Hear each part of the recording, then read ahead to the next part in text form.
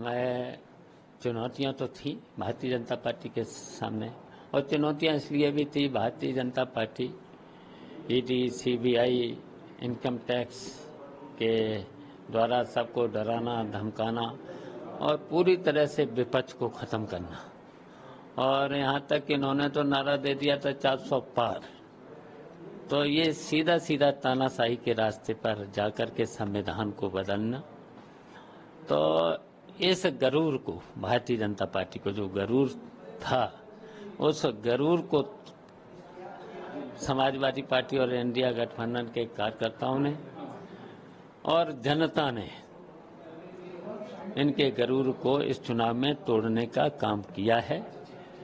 और समाजवादी पार्टी को 37 लोकसभा सदस्य जिताने का जो काम किया है, ऐतिहासिक जीत जो हुई है, इसके लिए उत्तर प्रदेश की जनता पूरी तरह से खुश है। और खासकर समाजवादी पार्टी के, इंडिया गठबंधन के लोग और जनता पूरी तरह से भारतीय जनता पार्टी के हारने से खुश है।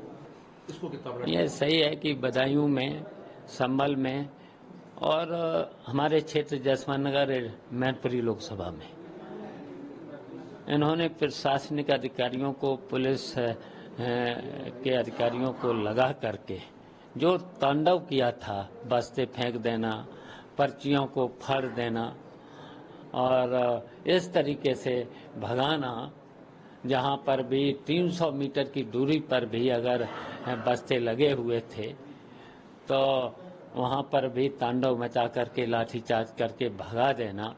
उसके बावजूद भी जनता ने और समाजवादी पार्टी के कार्यकर्ताओं ने लाठी सहन करके भी वोट डालने का काम किया है।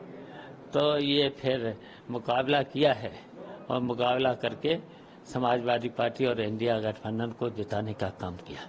देखिए, इस समय जो उत्तर प्रदेश में अखिलेश यादव के अगुवाई में जो चुनाव लड़ा गया है, और आज भारतीय जनता पार्टी को नैतिकता के स्तर पर इस्तीफा दे देना चाहिए और चुनाव करा ले, तो समाजवादी पार्टी इस समय चुनाव हो जाए तो स्पष्ट बहुमत की सरकार बना लेगी।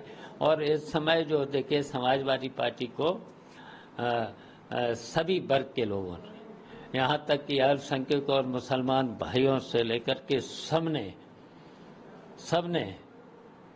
जो सभी वर्ग के लोगों ने वोट देने का काम किया है। उसके लिए हम उत्तर प्रदेश की जनता को और समाजवादी पार्टी के लोगों को धन्यवाद देना चाहते हैं।